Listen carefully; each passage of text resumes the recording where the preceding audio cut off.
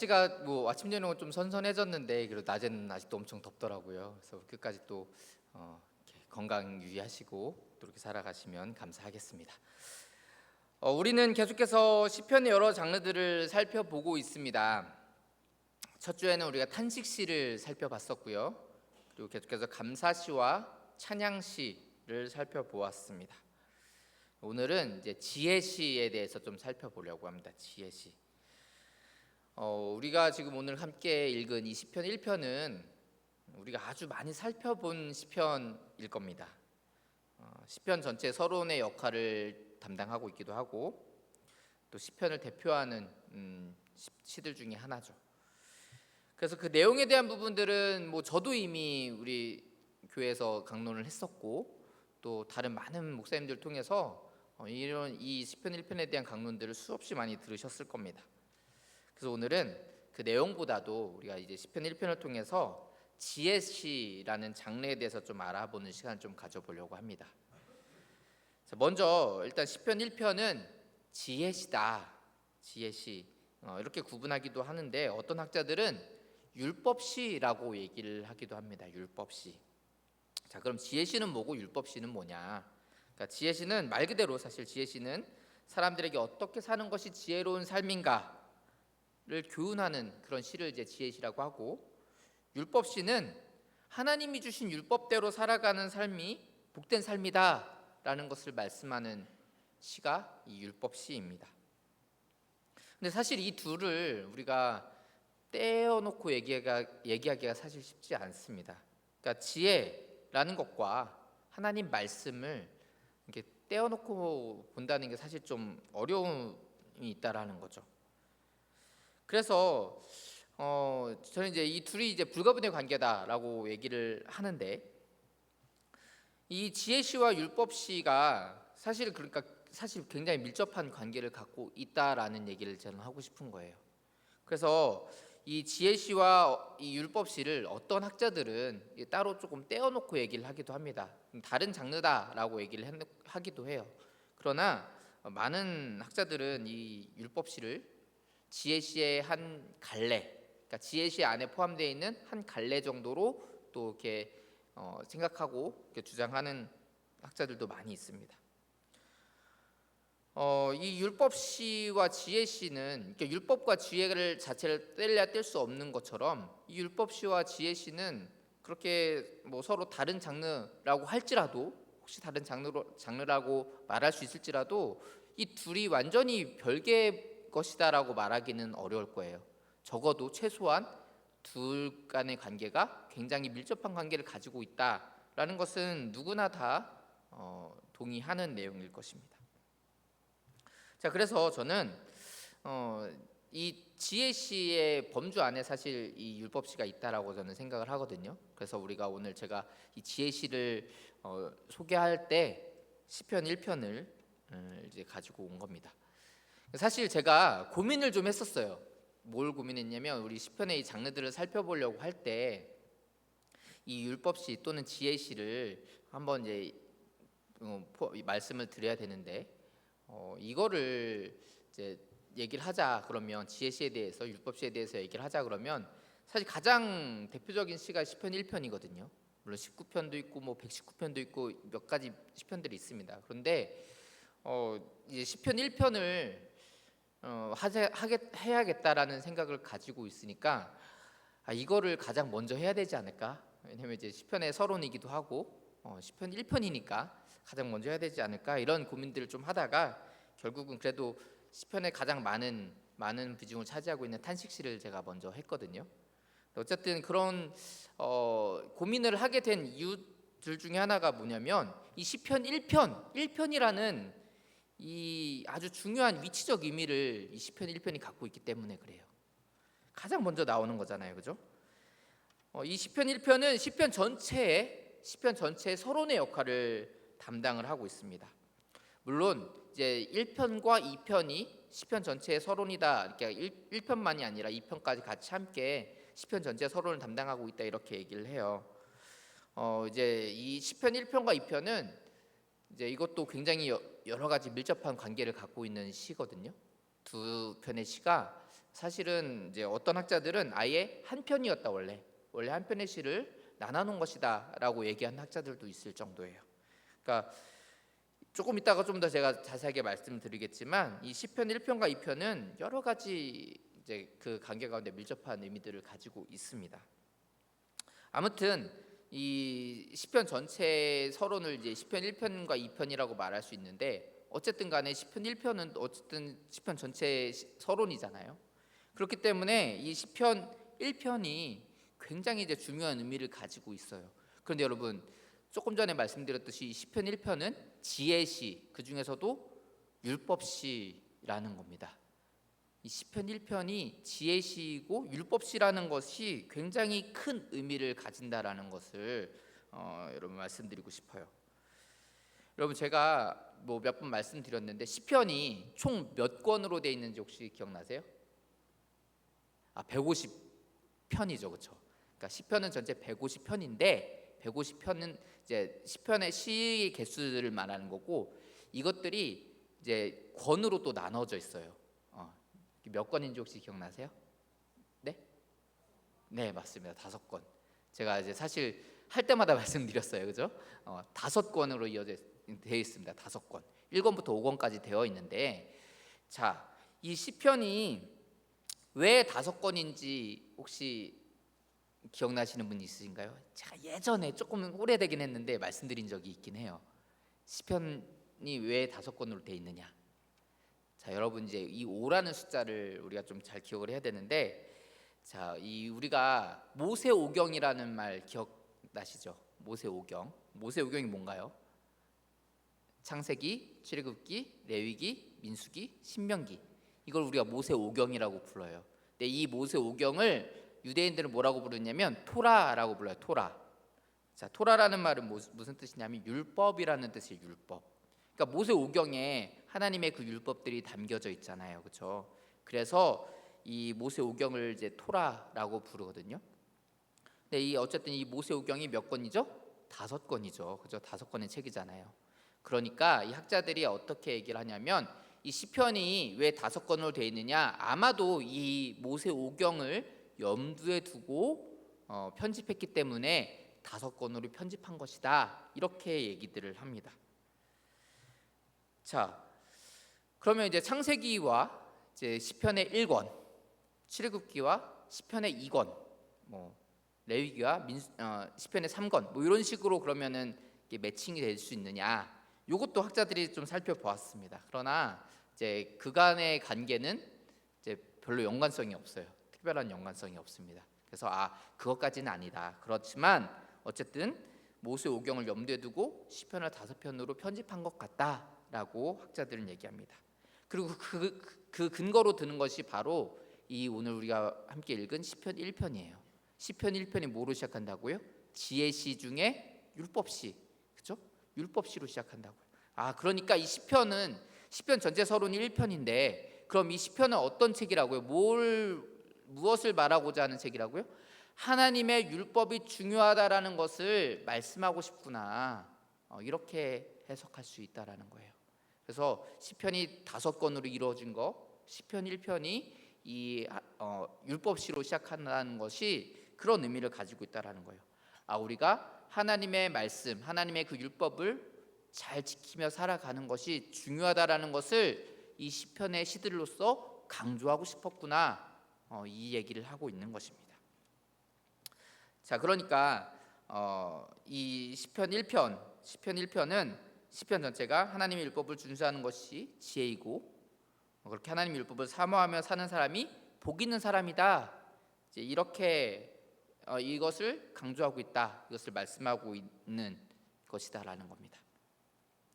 자, 또 한 가지 시편 1편의 그 위치적인 중요성을 한번 더 얘기하자면, 제가 이제 시편 5권 중에 1권이 시편 1편부터 41편까지예요. 제가 저번에도 말씀 한번 드렸지만 이 시편 1권에는 대부분의 시들이 다 다윗의 시입니다, 그렇죠? 대부분이 다 다윗의 시예요. 자, 그런데 여러분, 1편부터 41편까지의 이 시편 1권 중에 시편 41편 1절을 좀 한번 보겠습니다. 시편 41편 1편을 보면 앞에 떠 있죠. 제가 읽겠습니다. 가난한 자를 보살피는 자에게 복이 있으며 재앙의 날에 여호와께서 그를 건지시리로다. 자, 그러니까 이 부분을 보면 이게 시편 1편과 비슷한 점이 뭔지 정확하게 잘 떠오르지 않을 수 있어요. 그런데 여러분 이게 히브리어 원문으로 이제 1편과 41편을 보잖아요. 그러면 아주 중요한 특성이 있습니다. 여기 맨 앞에 나오는 단어가 아스웨레라는 단어가 시편 1편 1절 맨 앞에, 시편 41편 1절 맨 앞에 나옵니다. 아스웨레라는 단어가 나와요. 그러니까 이 아스웨레라는 단어는, 히브리어 단어는 행복, 뭐 복 있는 사람 이런 뜻이에요. 이런 뜻을 가지고 있는데 이제 시편 1편도 그렇고 41편도 그렇고 사실 이게 다 시잖아요. 이게 이 아스웨레라는 단어가 처음에 나오면 좀 우리가 시적인 표현으로 좀 번역을 좀 해줬으면 좋겠는데 사실 좀 우리 한글 성경은 좀 그런 게 좀 아쉬워요. 그리고 이게 좀 최소한 좀 일관적인 번역이었으면은 이렇게 우리가 한글 성경을 봤을 때 두 가지가 비슷하네라는 의미를 그런 생각을 가져야 되는데 그런 생각이 안 들잖아요. 그래서 이게 조금 저는 이제 번역이 좀 아쉬움이 있습니다. 어쨌든 중요한 것은 이 아스레라는 의미를 조금 살려서, 그것이 맨 앞에 나왔다라는 것을 좀 그 의미를 살려서 번역을 좀 바꿔보자면 이렇게 되는 거예요.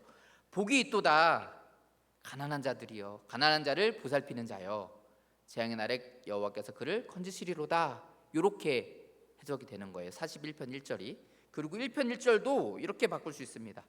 복이 있도다 악인들의 길을 따르지 아니하며 죄인들의 길에 서지 아니하며 오만한 자들의 자리에 앉지 아니하고 오직 여호와의 율법을 즐거워하여 그의 율법을 주야로 묵상하는 자여. 이렇게 사실 하는 것이 조금 더 시적인 표현이다. 그리고 조금 더 일관적인 번역이 될 수 있다라고 말할 수 있겠습니다.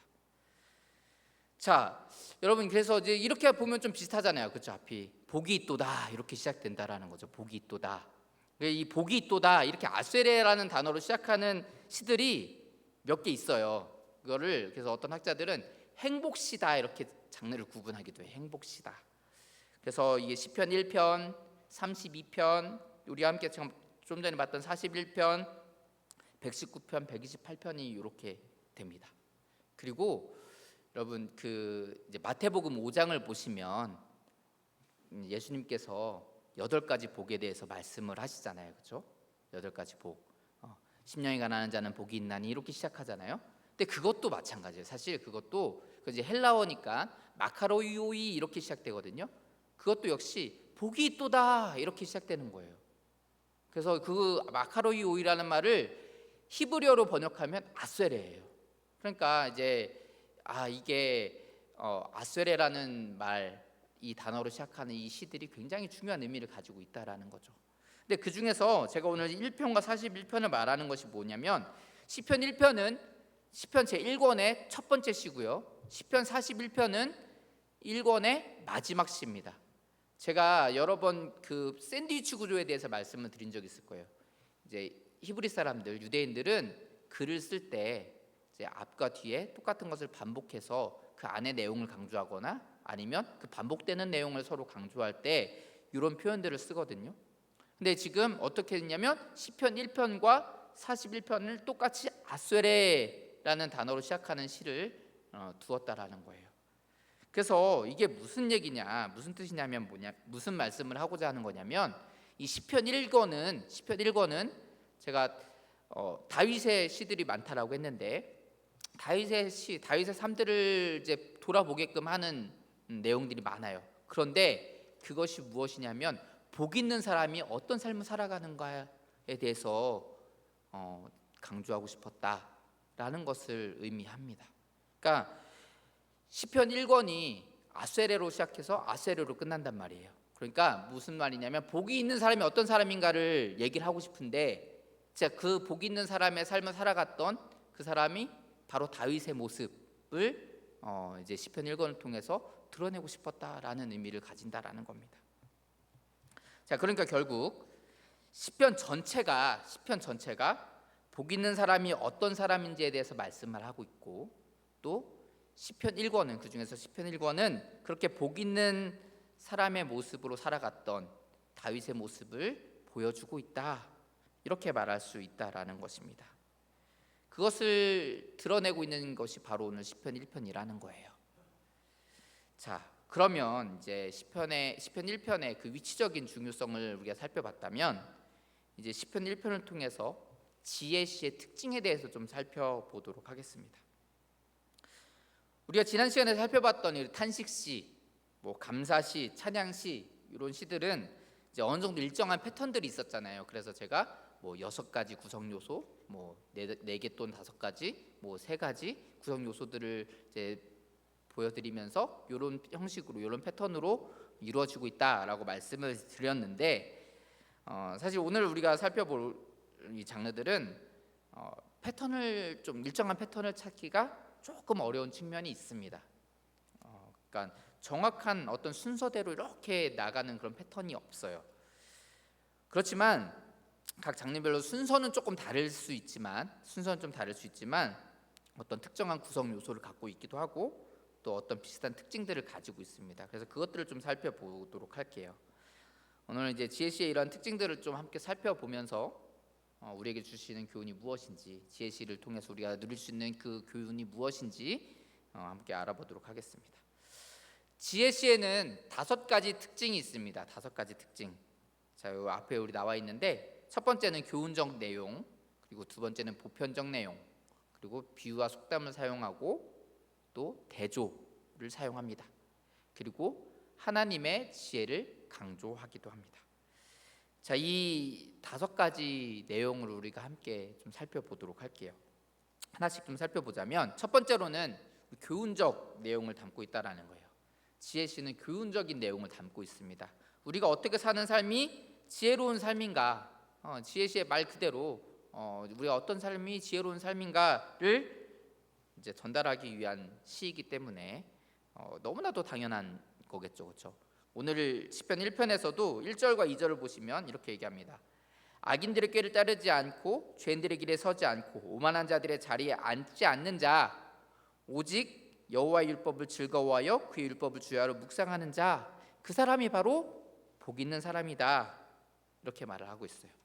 그럼 사실 이제 1절을 조금 우리가 자세히 살펴보면 우리가 죄의 특성을 알 수 있어요. 죄의 특성. 지금 의인들은 이렇게 죄인들의 모습처럼 살아가지 않는다라고 말을 하는데, 그러면 죄인들이 지금 살아가는 모습을 사실은 드러내고 있는 거거든요. 1절을 좀 자세히 보시면 어떻게 하냐면, 처음에는 악인들의 꾀를 따릅니다. 그러니까 악인들의 생각을 따라가요. 악인들이 하는 생각들을 따라간다는 거예요. 처음엔 생각만 한다는 겁니다. 그런데 거기서 끝나지 않고 뭐라고 말하냐면, 그 다음은 죄인들의 길에 선다라는 거예요. 죄인들의 길에 선다. 여기서 죄인들의 길에 선다는 거, 길에 선다라는 것은 가만히 이렇게 서 있는 걸 얘기하는 게 아니에요. 길에 선다라는 건 뭡니까? 그 길을 따라서 걸어가는 걸 의미하는 겁니다, 여러분. 그러니까 죄인들이 하는 대로 그 똑같은 행동을 같이 함께 한다는 거예요. 죄인들의 행동을 함께 한다는 겁니다. 죄인들의 길을 걸어가고 있다는 거예요. 자, 이 길이라는 심상은 여러분, 제가 아까 1편과 2편이 굉장히 중요한 연관성이 있다라고 말씀을 드렸잖아요. 그 중에 하나를 말씀드리자면, 이 길이라는 심상이 있어요. 이 1편과 2편 모두에 이 길이라는 심상이 굉장히 중요합니다. 이 길이라는 심상은 이제 1편 6절에서 이렇게 말씀합니다. 무릇 의인들의 길은 여호와께서 인정하시나 악인들의 길은 망하리로다. 그리고 사실 2편에서도 마지막 절 12절에 이렇게 얘기해요. 그의 아들에게 입맞추라. 그렇지 아니하면 진노하심으로 너희가 길에서 망하리니 그의 진노가 급하심이라. 여호와께 피하는 모든 사람은 다 복이 있도다. 이렇게 결론을 짓거든요. 그러니까 결국 이 시편 1편과 2편은 우리에게 죄인의 길로 걸어갈 것이냐, 의인들의 길로 걸어갈 것이냐를 묻고 있는 거예요. 이렇게 길이라는 심상이 참 중요한데, 악인들의 생각을 따르는 사람들은 결국 그 죄인들의 길로 걸어가게 된다라는 것입니다. 즉 망하는 길로 들어서게 된다는 거예요. 자, 그리고 나서 이제 오만한 자의 자리에 앉는다, 이렇게 얘기하거든요. 이렇게 표현하거든요. 그 죄인들의 모임에 완전히 들어가는 걸 말하는 겁니다. 이제 처음에는 생각을 따라갔고, 그 다음에는 그 생각대로 행동을 했죠. 죄인들처럼 행동을 했어요. 근데 이제는 뭐냐면 아예 그 죄인들의 모임 가운데 눌러 앉아서 그 죄인들의 모임 가운데 터줏대감이 되는 거예요. 눌러 앉아버리는 겁니다. 그러니까 이렇게 죄는 점점 우리를 그 구렁텅이로 빠뜨린다라는 거예요. 우리가 늪에 한번 들어가면 헤어나오기 어려운 것처럼 죄는 점점 더 우리를 죄악으로 끌어당깁니다. 그래서 아예 처음에는 생각만 하고 그 다음에는 행동을 하게 되고 결국은 그 죄인들 가운데 눌러 앉게 되는, 죄 가운데 눌러 앉게 되는 그 모습을 말씀하고 있는 거예요. 그러니까 죄는 나 이것만 하고 빠져야지, 이게 안 되는 거예요. 나 이것만 하고 빠져야지, 이게 안 되는 거예요. 뭐 도박에 중독되는 사람들도 다 그렇지 않습니까? 이것만 하고 가야지, 안 되잖아요. 마찬가지입니다. 죄는 죄를 맛보게 되면 그 가운데로 점점 빠져들어가서 결국은 그 안에 매몰되고 맙니다. 그래서 바울 사도는 우리에게 데살로니가전서 5장 22절 말씀에 악은 어떤 모양이라도 버리라 이렇게 말씀하고 있는 거예요. 자, 그와 반대로 복 있는 사람은 죄인들의 모습 같지 않고 여호와의 율법을 즐거워하여서 그의 율법을 주야로 묵상합니다. 시편 1편의 교훈은 바로 이것이죠.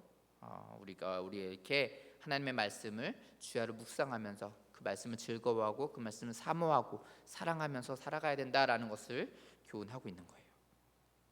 자, 두 번째로 우리가 살펴볼 것은 이제 지혜시는 보편적인 내용을 말하고 있다라는 것입니다. 보편적인 내용을 말하고 있다.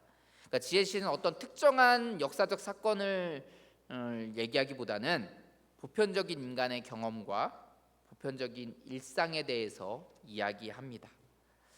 이 말은 지혜시는 어떤 특정한 사람에게 말씀하는 것이 아니라 우리 모두에게 말씀하고 있다라는 겁니다. 이런 의미를 가지고 있어요. 오늘 시편 1편 역시 어떤 특정한 사람만이 듣고 어떤 특정한 사람만이 그 말씀대로 살아가야 되는 것이 아니라 모든 사람들이 듣고 지켜야 할 그런 이야기를 하고 있죠. 그러니까 이렇게 지혜시는 모든 사람들이 들어야 할 보편적인 내용을 말씀합니다. 자, 세 번째로 지혜시는 비유와 속담을 사용합니다. 오늘 시편 1편에서도 이러한 비유가 등장을 하죠. 우리 3절을 보시면 이렇게 얘기합니다. 그는 시냇가에 심은 나무가 철을 따라 열매를 맺으며 그 잎사귀가 마르지 아니함 같으니 그가 하는 모든 일이 다 형통하리로다. 그러니까 복 있는 사람, 여호와의 율법을 따르는 사람, 그 형통함의 모습이 이렇다라는 겁니다. 시냇가에 심은 나무에 비유하고 있죠. 반면에 4절은 이렇게 얘기합니다. 악인들은 그렇지 아니하며 오직 바람에 나는 겨와 같도다. 악인들의 결국은 결국 바람에 나는 겨의 모습처럼 된다라고 비유하고 있습니다. 이렇게 비유와 속담을 통해서 우리가 조금 더 실감나게 그 의미들을 받아들일 수 있도록 이 지혜시는 우리에게 그 교훈을 전달하고 있습니다. 자, 네 번째로 이제 지혜시는 대조를 사용합니다. 대조라는 것을 사용해요. 의인과 악인들, 복 있는 사람들과 복을 받지 못하는 사람들을 대조해서 표현을 합니다. 우리가 이미 살펴본 대로 1절과 2절에서도 악인들의 모습과 하나님을 사랑하는 복 있는 사람들의 모습을 대조했고요. 조금 전에 살펴본 3절과 4절에서도 의인들이 이제 시냇가에 심은 나무처럼 철을 따라 열매를 맺는 그런 형통한 모습을 보였다면 악인들은 바람에 나는 겨와 같이 흔적 없이 사라져 버리는, 멸망하게 되는 그 모습을 대조해서 나타내고 있습니다. 5절과 6절 역시 마찬가지예요. 악인들은 심판을 견디지 못하고 그들의 길은 망하는 길이다. 그리고 의인들의 길은 여호와께서 인정하신다. 이렇게 서로 대조하고 있습니다. 여러분, 흑백 논리라는 말을 이제 아시죠? 흑백 논리. 세상 사람들이 흑백 논리 그러면은 굉장히 나쁜 의미로, 부정적인 의미로 많이 받아들이는데 사실 성경은 확실한 흑백 논리를 가지고 있습니다. 생각해 보세요. 천국 아니면 지옥이에요. 양 아니면 염소입니다. 구원 아니면 심판이에요. 의인 아니면 죄인입니다. 하나님의 자녀가 아니면 사탄의 자녀예요. 마귀의 자녀예요. 여러분, 중간이 없습니다. 하나님 말씀이 어디 중간이 있습니까? 천국도 못 가고, 천국 못 갔는데 지옥도 안 갔어요. 이런 거 있습니까? 없어요. 회색지대가 있지 않습니다. 지혜시는 우리에게 이것을 분명히 드러내고 있습니다. 대조를 통해서 분명하게 하나님의 말씀은 의인의 길 아니면 죄인의 길, 구원 아니면 심판이라는 것을 명확하게 보여주고 있다라는 것입니다. 자, 마지막으로 우리 다섯 번째, 이 지혜시들은 결국 하나님의 지혜를 강조합니다. 본문 2절에서 결국 복 있는 사람은 하나님의 율법, 즉 하나님의 지혜를 따라 살아가야 하는 사람이다라는 것을 말씀을 하고 있죠. 그리고 6절에서도 의인의 길은 복된 길이라는 것을 말씀하시면서 그 길이 어떤 길이냐? 여호와께서 인정하시는 길이다, 이렇게 얘기하고 있습니다. 하나님의 지혜와 하나님의 주권을 인정하는 거예요. 제가 이제 서두에 시편 1편과 2편의 연관성에 대해서 이제 더 자세하게 말씀드린다라고 말씀드렸었잖아요. 그러니까 이 시편 1편은 지혜시라고 했고요. 이 시편 2편은 장르로 따지면 제왕시예요. 제왕시. 이 제왕시라는 것은 뭐냐면 왕에 대한 이야기를 하는 겁니다. 왕에 대한 이야기. 그러니까 왕의 대관식이라든지 왕에 대한 축복, 그의 통치를 노래하는 시가 바로 이 제왕시입니다. 그리고 여기서 특별히 말하는 이 왕은 대부분 메시아, 또 예수 그리스도를 예표합니다. 시편 2편의 6절을 보시면 이렇게 말씀합니다. 내가 나의 왕을 내 거룩한 산 시온에 세웠다 하시리로다. 그러니까 왕을 이렇게 세우시는 하나님의 모습을 드러내고 있는 거예요. 자, 그리고 이 왕은 기름 부음 받은 자, 곧 메시아 그리스도이며 하나님의 아들이시라는 것을 계속해서 말합니다. 2절을 보시면 이렇게 얘기해요. 세상의 군왕들이 나서며 관원들이 서로 꾀하여 여호와와 그의 기름 부음 받은 자를 대적하며, 기름 부음 받은 자에 대한 언급이 나타나고요. 7절 말씀을 보시면 내가 여호와의 명령을 전하노라. 여호와께서 내게 이르시되 너는 내 아들이라. 오늘 내가 너를 낳았도다. 하나님의 아들에 대해서 말씀합니다. 12절에서도 그의 아들에게 입맞추라. 이렇게 다윗에 대한 이야기들을 하는 것처럼 보이지만 대부분은 결국 메시아 그리스도 예수님에 대해서 예표한 것이다라는 것을 우리가 알 수 있습니다.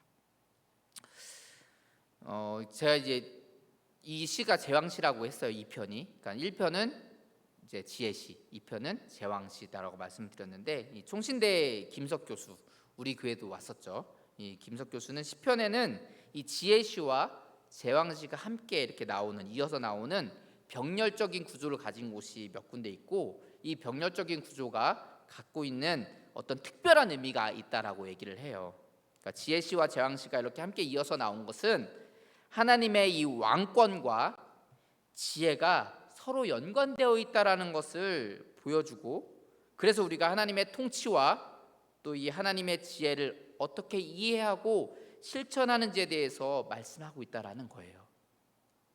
그러니까 결국 우리는 하나님의 그 통치 아래에서 하나님의 말씀을 따라 살아가는 사람이 복된 사람이라는 것을 기억을 하고 그렇게 복된 삶을 살아가야 한다라는 것입니다.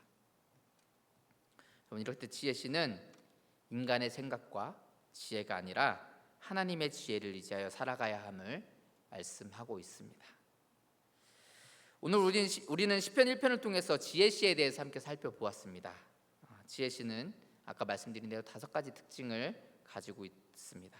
첫째는 지혜시는 교훈적인 내용을 우리에게 말씀하고 있고, 두 번째 보편적인 내용을 담고 있다. 그래서 어떤 특정한 사람만이 아니라 우리 모든 사람들이 듣고 또 그대로 살아가야 할 교훈을 말씀하고 있다라고 말씀드렸습니다.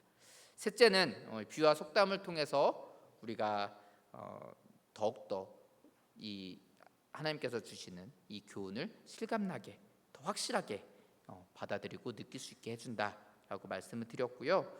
네 번째로 대조를 사용한다고 말씀을 드렸습니다. 그래서 성경은 분명한 흑백 논리를 가지고 있다, 이렇게 말씀을 드렸죠. 그리고 마지막으로는 이제 하나님의 지혜를 강조합니다. 하나님의 통치와 하나님의 말씀을 따라 살아가는 것이 그런 삶이 복된 삶이다라는 것을 우리가 기억해야 된다라고 말씀드렸어요. 사랑하는 성도 여러분, 우리는 복 있는 사람들입니다. 맞으시죠? 우리는 복 있는 사람입니다. 그래서 우리의 삶의 모습은 하나님의 주권을 인정하고 또 하나님의 말씀을 사모하여서 그 말씀을 주야로 묵상하고 그 뜻대로 살아가는 그러한 모습이어야 합니다. 하나님의 말씀에는 중간이 없습니다. 내가 만일 하나님의 말씀대로 살아가고 있지 않다면 나는 죄악 가운데 빠져 있는 그런 망하는 길을 걸어가고 있다라는 것을 우리가 깨달아야 합니다.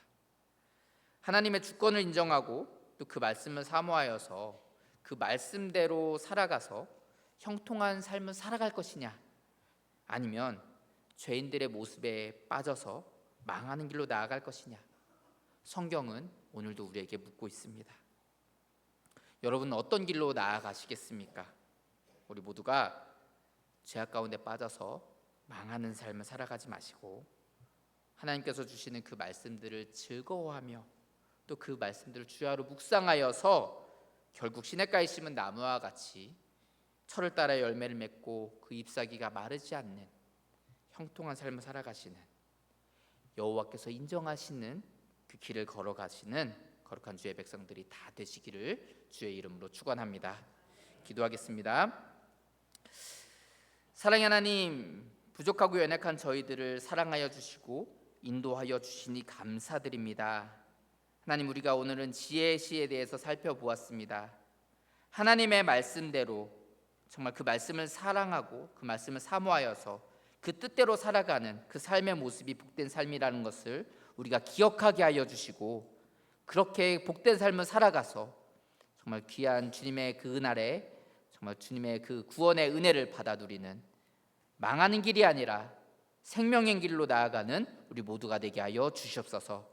날마다 주님께서 우리의 모든 삶을 주관하시고 인도하실 줄 믿사오며 거룩하신 예수님 이름으로 기도합니다. 아멘.